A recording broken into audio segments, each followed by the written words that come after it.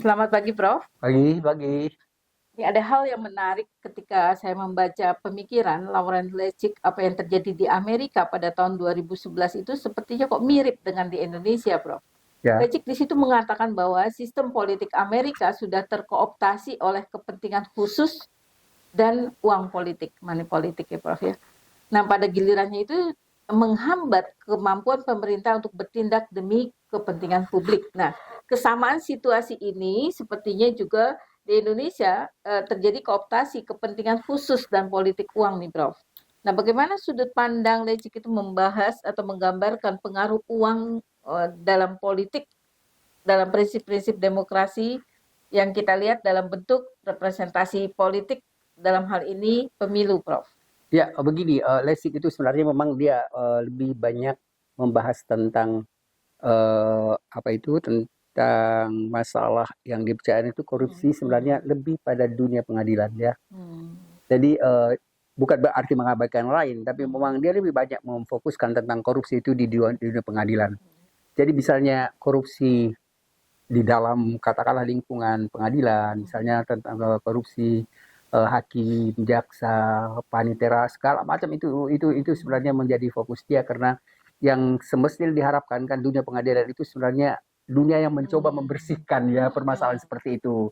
Nah, jadi Lessig itu sebenarnya mencoba untuk lebih banyak membicarakan tentang permasalahan-permasalahan bagaimana akhirnya uang itu bermain di dunia pengadilan dan sekarang misalnya tadi dikatakan bahwa sepertinya memang ini dekat sekali berkaitan juga dengan pemikiran kita. Jadi dalam beberapa hal kan sebenarnya Amerika itu juga bukan berarti bahwa di sana tidak ada permainan uang di dunia pengadilan. Tapi memang kan mungkin bedanya itu kalau di masyarakat di sana kan mereka umumnya masyarakat yang sudah bukan berarti tidak miskin. Tapi permainan itu mungkin lebih banyak sebenarnya itu tidak sampai misalnya ke bawah seperti di sini. Misalnya sampai ke bawah itu apapun sekecil-kecilnya misalnya harus masuk uang gitu. Jadi Lessig itu sebenarnya lebih mencoba untuk melakukan dia ahli hukum ya, tapi dia memang membicarakan misalnya masalah politik, dia membicarakan tentang korupsi, dia membicarakan banyak hal dan dia memang profesor hukum yang banyak menulis. Jadi saya pikir pemikirannya ini memang mulai banyak dikenal juga dan memang dia kan sebenarnya relatif baru tentang pemikiran Lessig ini dan kemudian juga agak jarang sebenarnya ada ilmuwan yang membicarakan khusus misalnya tentang bagaimana korupsi, permainan uang itu misalnya di dunia pengadilan. Jadi itu yang mungkin sedikit menarik misalnya dari pemikiran Lessig itu.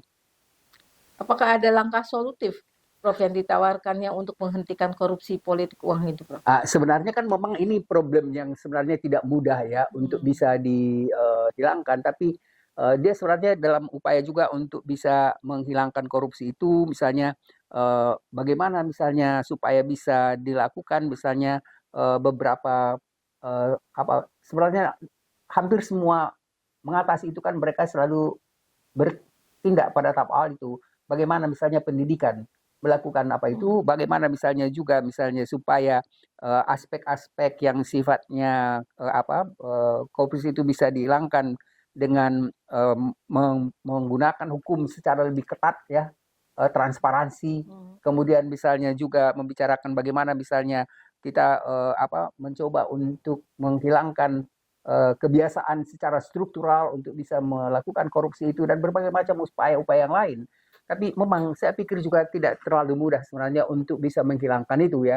Tapi bagaimanapun Kalau juga dibiarkan apa yang akan terjadi, Prof? kalau dibiarkan lebih parah lagi ya. Berarti misalnya dia semakin menyebar ya. Jadi problemnya sebenarnya bagaimana mengatasi itu betapapun sulitnya, tetap harus diusahakan bagaimana misalnya supaya misalnya korupsi itu bukan hanya di dunia pengadilan, tapi di mana dunia lain, di lingkungan lain itu juga bisa dicoba untuk dihindari. Apakah ya kita bisa katakan langkah-langkah yang dilakukan oleh para cendekiawan di negara ini, kemudian masyarakat pada umumnya itu adalah satu bentuk langkah perlawanan tanpa kekerasan untuk mengatasi korupsi itu, Prof? Iya, Bisa tidak dikatakan bisa demikian? juga. Kan kemarin misalnya kita membicarakan misalnya model perlawanan tanpa kekerasan ya. Ya. Tapi sepertinya sebenarnya kalau yang lebih mudah itu adalah bagaimana misalnya ada tindakan yang lebih kuat misalnya, yang lebih keras untuk bisa Dan mengatasi itu radikal ya, ya, Prof dan ya? radikal untuk Betul. mengatasi itu. Jadi kalau perlu perlawanan tanpa misalnya kekerasan, apalagi ini kan biasanya yang bermain itu para pejabat-pejabat yang misalnya penegak hukum yang dia Ya, bicarakan itu iya, ya, betul. itu tidak terlalu mudah. Tapi saya pikir bagaimanapun juga misalnya harus tetap ada upaya untuk itu dan mungkin memang perlu sekali upaya yang lebih radikal.